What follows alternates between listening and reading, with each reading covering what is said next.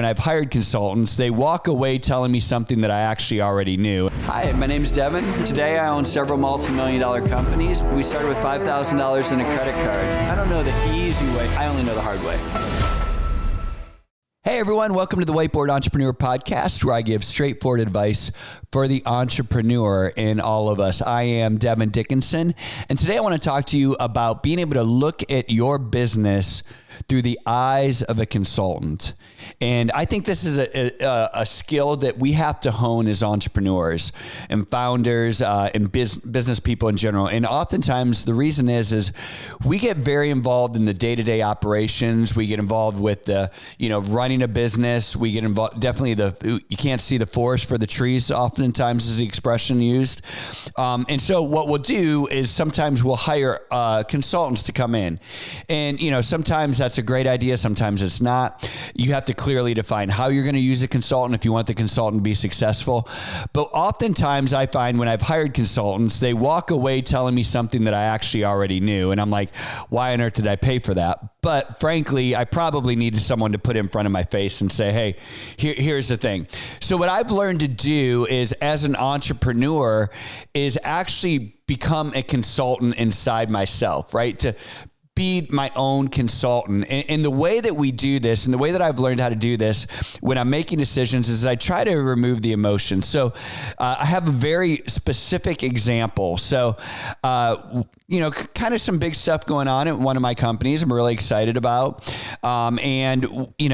Talking to some partners that I'm in it with. And, they were like, well, Devon, what do you think? And I said, well, hold on. I said, who are you asking? I said, are you asking, Devon, this entrepreneur, dreamer guy who kind of, built something and, created something and birthed this company that I love and I'm proud of and I have all these emotions tied to? Or are you asking me as Devon, a whiteboard consultant, that I'm just going to break down and look at the numbers and the timing in the market? And I said, because you're going to get two different answers depending on which Devon you're asking. And I share this story with you because I think it's important that we all have this type of paradox going on in our head where we have this emotion of what the business and what we think it should do and what our expectations are and what we told everyone we were going to do at Thanksgiving and, how the company's looking. We put together a budget and a 5-year plan, and then things change and stuff evolves, and we become very emotionally tied to whatever our original dream and plan was. And even the timing, right? Because I don't know about you, but I have kids, and I think, well, my oldest is in college, and my youngest is 5 years away from being out of the house, and what am I going to do for these 5 years? And so you come up with these pseudo plans, and then you try to take everything that you're doing and put that into the box. And so when you make decisions, oftentimes you're making decisions through this box lens that you built. And that's not always the best. And that's why, if you can't do this, you do need to hire consultants oftentimes. You do need to have outside people come in and tell you, hey, wake up, you're missing something here. And so I share the story with when my friends, my partners asked me, Devon, what do you think? I think, we all had a good chuckle about it because after I told them, they're like, oh yeah, I know exactly what you mean, because there is the one hand where we're all looking at through this well, how does this fit what our expectations are, what my lifestyle is, what I do 9 to 5 every day.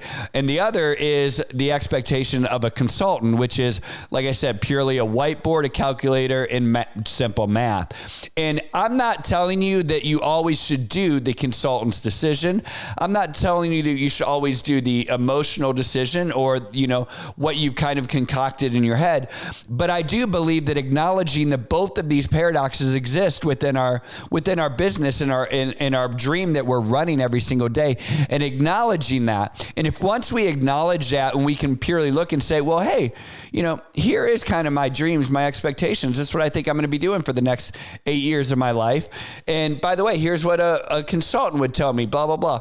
Here's how a consultant would tell me to revise this or that department. Even though, my nephew works in this department. I don't want to revise that department because my nephew runs it, right? But the consultant's telling me something different. So I think, we have to understand that we do have these paradoxes, right? On one hand, we are very human. On the other hand, the world revolves around simple math and gravity and the laws of physics, right?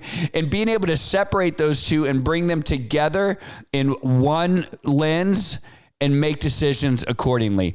And that's how I like to work with consultants. But I would tell you, especially as being an entrepreneur, we have to have a consultant inside of us. And the better you're going to get at determining those two paradoxes and dealing with those two paradoxes, the better entrepreneur that you're going to be. I hope that helps. This is very kind of Yoda-esque, conceptual, but it's helped me over the years because there's been times when I haven't frankly recognize those paradoxes. So I'm Devon. This is the Whiteboard Entrepreneur, and I hope this helps. Take a quick moment and hit that subscribe button for more content.